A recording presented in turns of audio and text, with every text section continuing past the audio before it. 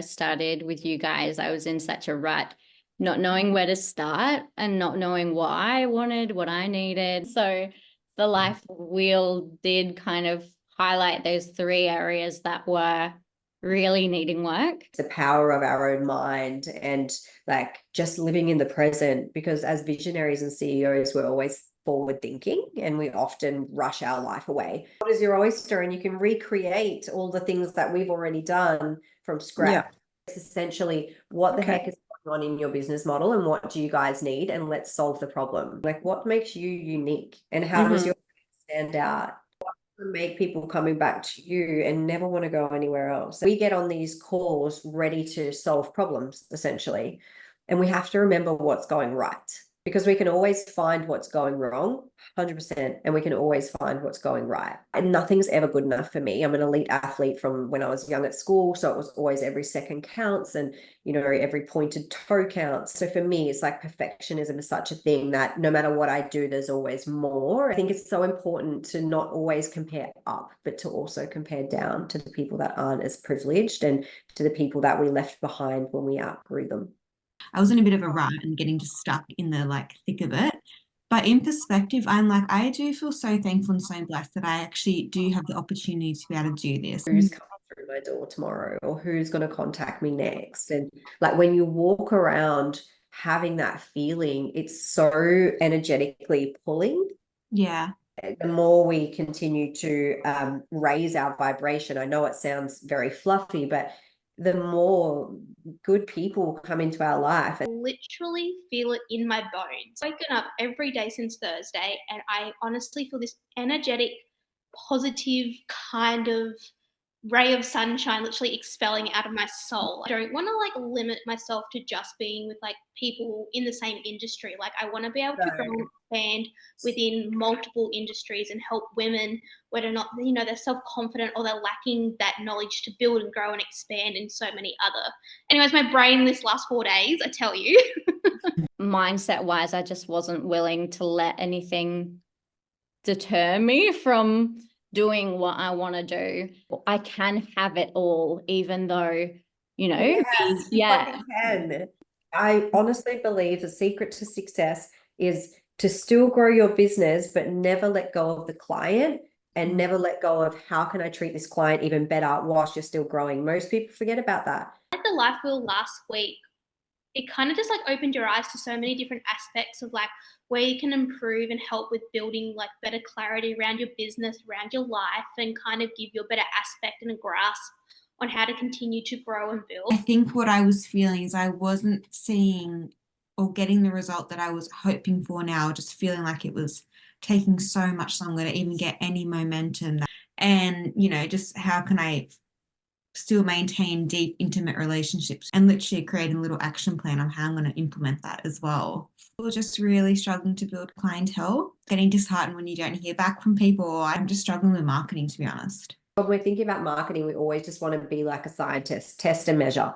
Yeah. And it's all about relationships for life. They might not convert now, but we're going to nurture them somehow. How are we going to get them in our database? You want to get your clients on camera as much as you can. And then you got to make sure you use the testimonials. Get it on your websites, get it in your highlights on Instagram, because people want to know what other people are saying about you. We want it to be as easy as we can in the sales process for the person to say yes. Our end of month process, we do actually have where we look at obviously our Google reviews. Yeah, and that's good. Yeah, that way we're able to see, you know, what is converting over. Good to have goals in that area, because like how long is a piece of string and then you're like overwhelmed, shit, where do I start? You got to look at your target market, and your target market are happy to pay. Yeah. You know, yes, people are tight on money at the moment, but it's how you package it up and how you sell it. When you have your clients purchasing these packages, they're locked into you. They're yours. I mean, that's what people rely on Instagram, but you don't own that database. Instagram can pull it at any time, whereas you own your database and it ends up in that person's hands. Social media, it's not always landing in the right people's faces. What I'm going to tell you is it's really good to have education, but if we don't do something with it, that's where you get the changes, when you actually start. Yeah. Or one thing even. People struggle to find good talent, and good talent is us right now, because if we were to ever to work for somebody, which we may, you never know, we'd want all of those things. And so if we want good talent, we need to embody that. Connecting with people. And that's why I always remind you guys, you've heard it before, is connect before you serve. For me, what creates a successful business, I think it's the planning, about knowing where you're going and being really clear on your why. Pulled in multiple different directions all at once, which, hello, that's leadership. That's being a CEO. Just about what is important right now, today, in this moment.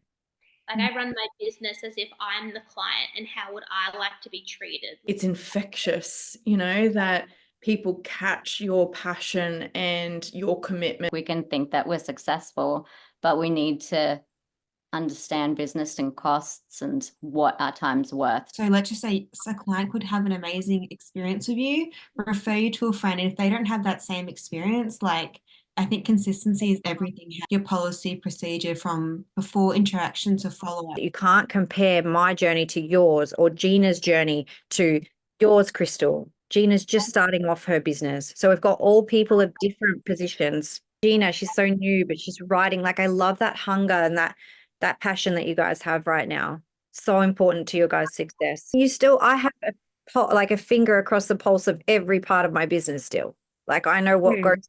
I can't do it all. I can't do half of it, to be honest. There's leadership that supports, and there's leadership that micromanages, and then there's just chaos of leadership, right? There's like, they don't even know what they're doing. They just like, help me. I think it's about how someone shows up. No matter what's going on, you are the star of the show. So it doesn't matter what is going on, you guys are my focus. That's great, because I've created what I've created, and people are starting to they don't need me anymore. Struggling with time management, struggling with overwhelm. And when we have that diary and it's all in there, it's set and forget. Okay, I'm marketing once a month. You might have an iNote or whatever's accessible to you, where you go, I must unpack that on social media. And so you just keep banging it all out on a note. And then when you get there to that once a month, you can then be like, what's my list? Well, I've got 10 things already to talk about. Project plan on Trello, where we go, this is our to-do list. This is what I'm going to do in the next quarter. And we drag and drop, and I'll show you it all. It's like a project planner. I think I said that already. And then you can tick off the things that you've done, and it actually shows you a progress bar. Like, Oh, I love that. Yeah, what's the next month look like in regards to, is there any launches? Is there any new products that are coming in? It's not just about socials. It's about like looking back at our current clients that we have, and how can we, nurture those current clients that we have, not so much always marketing for new clients. But if they can flick through and be like, here's 5 different skin types with different changes, or 5 different brows, and then a skin, and then a lash all in one, they're like, that's my go-to place. Just because my initial plan isn't working the way that I thought it would, doesn't mean that it's like failing.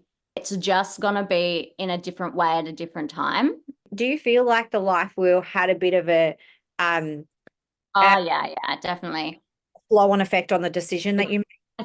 I think that's where I stood back and was like, oh, these things are what's not working. Yeah. So you can actually feel and get out of your head. And once you make that decision, everything else just flows. Yeah. Because one foot in, one foot out doesn't work. No, and it makes you uncomfortable, and I couldn't make any decisions. Like, their simplest decisions, I just freeze. And the reason why I love this form is it gives you all of your reporting in one thing. It's kind of like your dashboard in Timely or Fresher. I don't know if Fresher has a dashboard, but it's pulling the things that you want to see. Whereas, like Timely, you can't change what you see in the dashboard. This part down the bottom that I've created, it shows you the percentage of retail coming from product sales, which Timely doesn't tell you as of yet. Hopefully they change it. But it also tells you the percent in revenue growth from this same time last year, just to break it all up. So it's got quarterly, same thing. And then it's got monthly. So as part of your end of month process, you just go in and you enter all the details that we require, and it automatically tells us, well, we're up 1%, down 1%, or what. Compare January 2024 to January 2023. And if you haven't put any more staff on or done anything different, they're apples to apples. So you can see from 2022, when she first started, to 2023, it's dropped a little. It's fine. We now know the data, but we can start to think, I wonder why. And so if you're doing this and you have a team, we want our team to fall in love with the numbers as much as us. And our team actually really do. They'll sit there and look at this and they'll talk strategy with us. And even though they're employees and they don't want to be business owners, they just start to love it. When you hit 250 in 2024 and it goes blue, you're going to be like, fuck yes, I had a killer year.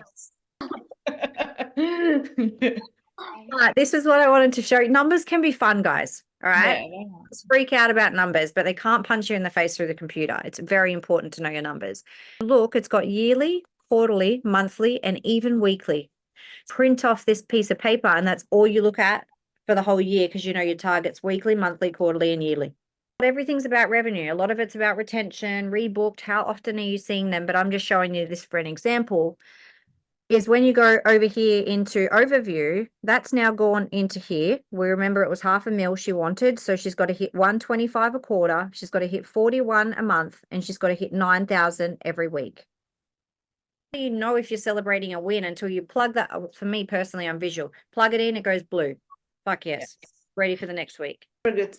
I like it. Obviously, I love to hear all of these. It gives me a little bit of guidance as well, and yeah, I don't know, it feels really nice. I really like it.